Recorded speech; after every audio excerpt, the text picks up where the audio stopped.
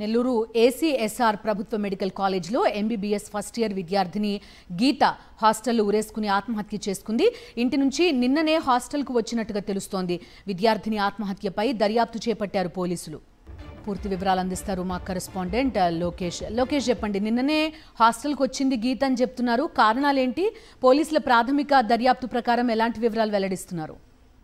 బిందు, ఇవాళ ఉదయము బ్రేక్ఫాస్ట్ సమయం వరకు కూడా తోటి స్నేహితురాలతో చాలా ఆనందంగా ఉన్నటువంటి ఎంబీబీఎస్ చదువుతున్నటువంటి విద్యార్థిని ఫస్ట్ ఇయర్ చదువుతున్న గీతాంజలి ఇవాళ నెల్లూరుకు సంబంధించినటువంటి ఏసీ సుబ్బారెడ్డి హాస్టల్ గదిలో, మెడికల్ కాలేజ్ సంబంధించినటువంటి హాస్టల్ గదిలో ఆత్మహత్య చేసుకునింది. అయితే 9:30 గంటల ప్రాంతంలో ఉదయము అక్కడ ఉండేటువంటి తోటి విద్యార్థులు కావచ్చు, వార్డెన్ కావచ్చు గమనించి ఇటు పోలీసులకు సమాచారం ఇచ్చారు. పోలీసులు కూడా ఘటనా స్థలానికి చేరుకొని ఇటు ఫ్యాన్ కి ఉరేసుకున్నటువంటి గీతాంజలి మృతదేహాన్ని కిందకి దించి అసలు ఎందుకు ఉరి వేసుకునేది, అలాంటి సూసైడ్ లెటర్ ఏమన్నా ఉందా అని చెప్పి గీతాంజలికి సంబంధించినటువంటి పూర్తి వస్తువులన్నింటి కూడా జల్లెడ పట్టినటువంటి పరిస్థితి.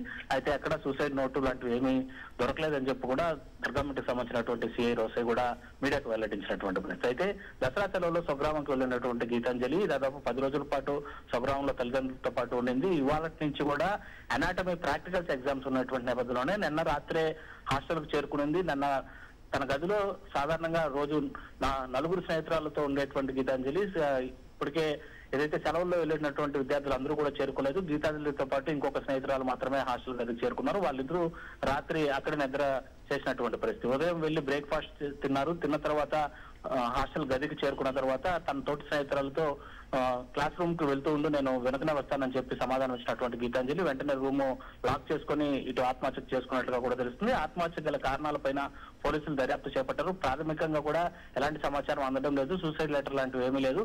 తల్లిదండ్రులకు సమాచారం అందించే వాళ్ళు కర్నూలు జిల్లా నంద్యాలకు సంబంధించినటువంటి వాసులు కాబట్టి వాళ్ళు చేరుకోవడానికి కూడా ఇవాళ సాయంత్రం పట్టేటువంటి అవకాశం ఉంటుంది.